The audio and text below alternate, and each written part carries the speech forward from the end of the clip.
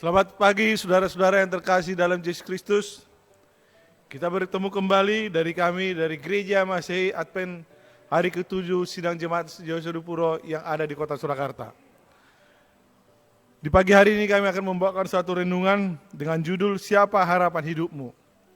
Tetapi sebelum kita memulai, marilah kita terlebih dahulu mengundang Roh Kudus untuk hadir di tengah-tengah kita. Mari kita berdoa. Bapa di surga, kami patut bersyukur dan berterima kasih atas penyertaan dan perlindungan Tuhan kepada kami di sepanjang malam sampai tiba di pagi hari ini. Terima kasih Bapa atas napas hidup yang Tuhan anugerahkan bagi kami. Terima kasih Bapa atas berkat kasih karunia dan kesehatan yang Tuhan anugerahkan bagi kami. Kami akan sebelum kami memulai aktivitas kami Bapa, kami terlebih dahulu akan merenungkan sebagian dari firman-Mu. Kiranya kasih Tuhan mengurapi kami melalui Roh Kudus Bapa, supaya kami dapat mengerti kasih Tuhan dalam kehidupan dan kerohanian kami. Dan itu menjadi suatu modal di sepanjang hari kerja kami Bapak. Dan itu menjadi suatu pujian dan kemuliaan bagi nama Tuhan. Mohon ampun segala dosa pelanggaran kami Bapak. Di dalam nama Yesus kami berdoa dan mengucap syukur. Amin. Saudara-saudara yang terkasih dalam Yesus Kristus, sesuai dengan judulnya, Siapa Harapan Hidupmu? Who is your hope in life? Ayat intinya saya ambil dari Mazmur 71 ayat 5 dikatakan apa? Sebab Engkaulah harapanku, ya Tuhan. Kepercayaanku sejak masa muda, ya Allah. Di dalam kehidupan ini kita mempunyai suatu harapan. Satu tujuan di dalam kehidupan ini. Pasti banyak yang kita harapkan. Tetapi apakah ada satu pengharapan di kita bahwa kita mengharapkan Yesus Kristus hadir di tengah-tengah kehidupan kita? Kepada siapakah kita menggantungkan harapan hidup kita? Berharap pada manusia, hewan, benda, ataukah kita telah merasa diri kaya, lalu menjadikan kekayaan tersebut sebagai harapan? Sebagaimana dikatakan di dalam Yesaya 22 ayat 20 dikatakan apa? Jangan berharap pada manusia, sebab ia tidak lebih daripada embusan napas. Dan sebagai apakah ia dapat dianggap? Di sini Nabi Yesaya mengatakan apa? Jangan berharap kepada manusia. Tetapi kita sering berharap menggantungkan harapan kita kepada orang lain. Kepada saudara-saudara kita, kepada orang yang dikenal, dan kepada manusia. Padahal jelas-jelas di dalam Yesaya dikatakan apa? Jangan berharap pada manusia, sebab ia tidak lebih daripada embusan napas.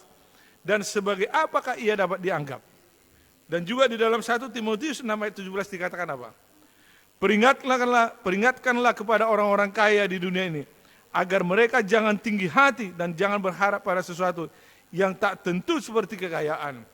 Melainkan pada Allah yang dalam kekayaannya memberikan kepada kita segala sesuatu untuk dinikmati. Satu-satunya yang dapat kita harapkan adalah kepada siapa? Kepada Allah. Dikatakan di sini apa? Melainkan pada Allah yang dalam kekayaannya memberikan kepada kita segala sesuatu untuk dinikmati. Saudara-saudara yang terkasih dalam Yesus Kristus, sebaiknya kita belajar dari Daud. Sekalipun dia adalah raja yang berkuasa dan memiliki fasilitas mewah, serta memiliki angkatan perang yang sangat handal, Daud sama sekali tidak pernah menjadikan semua itu sebagai harapan hidup. Ia menaruh harapannya kepada Tuhan. Satu contoh yang sangat bagus sekali dalam kehidupan kita. Raja Daud yang sangat berkuasa. Dia tidak pernah memberikan pengharapan kepada apa? Kepada kekayaannya, kepada pasukannya yang handal, atau fasilitas yang mewah, tetapi dia memberikan pengharapan kepada siapa? Harapan hidup, ia menaruh harapannya kepada siapa? Kepada Tuhan. Kepadamulah aku bertopa mulai dari kandungan. Engkau telah mengeluarkan aku dari perut ibuku. Engkau yang selalu tak selamanya tetap muda dan kuat. Semua pasti berubah. Yang kuat dan gagah perkasa pada akhirnya akan rentah juga. Maka dari itu dia pun memohon kepada Tuhan. Sebagaimana yang dituliskannya di dalam Mazmur 71 ayat 9 dikatakan apa? Janganlah membuang aku pada masa tuaku. Janganlah meninggalkan aku apabila kekuatanku habis. Suatu pengharapan, suatu janji, suatu gambaran yang diberikan oleh Raja Daud kepada kita. Satu-satunya pengharapan kita adalah Tuhan. Kita jangan berharap kepada manusia. Kita jangan berharap kepada harta benda. Satu-satunya harapan kita adalah Tuhan. Kepada Yesus Kristus melalui Roh Kudus. Dan melalui jamaah Roh Kudus kita bergantung sepenuhnya kepada Tuhan. Bagaimana dikatakan apa? Mengapa kita harus berharap kepada Tuhan saja? Karena Dia pribadi tidak pernah berubah dan tak pernah mengecewakan. Tuhan telah berjanji bahwa Dia tak akan pernah ingkar terhadap apa yang Ia sepakati. Sampai masa tuamu aku tetap Dia, dan sampai masa putih rambutmu aku menggendong kamu. Aku telah melakukannya dan mau menanggung kamu terus.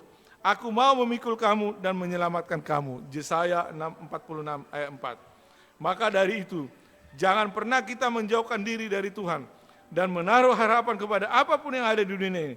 Semakin kita menjauh dari Tuhan, semakin dekat pula kita kepada kegagalan dan kehancuran hidup. Sebagai ayat terakhir dikatakan di dalam Ratapan 3:25 dikatakan apa? Tuhan adalah baik bagi orang yang berharap kepadanya, bagi jiwa yang mencari Dia. Saudara-saudara yang terkasih dalam Yesus Kristus, harapan kita satu-satunya adalah Yesus Kristus. Harapan kita di dalam kehidupan ini adalah Tuhan. Marilah kita berharap kepada Tuhan melalui urapan Roh Kudus, supaya kita merasakan kasih Bapa, kasih Yesus Kristus dan kasih Roh Kudus dalam kehidupan kita, dan itu menjadi modal kita di dalam kehidupan ini. Kiranya kasih Tuhan memberkati kita di sepanjang hari kerja kita di sepanjang hari ini. Amin.